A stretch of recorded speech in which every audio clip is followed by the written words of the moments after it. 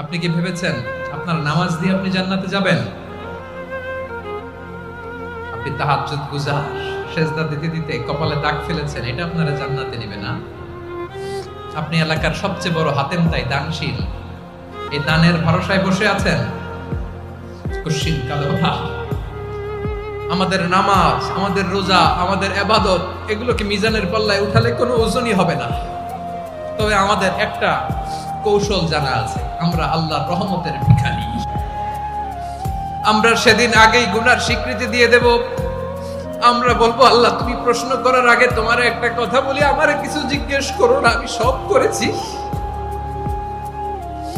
এমন কোন পাপ নাই যে পাপ আমারে দিয়ে হয় নাই। তোমার রহমত দিয়ে তুমি জান্নাতে পাঠাবা, তোমার দয়ায় জান্নাতে যেতে চাই, আমল দিয়ে না। পারবেন বলতে? কিয়ামতের দিন আমরা বলবো, আল্লাহ আমার আমল দিয়ে জান্নাত চাই না, আমি তোমার দয়া দিয়ে জান্নাত চাই। তোমার দয়া ছাড়া আমার কোনো উপায় নাই।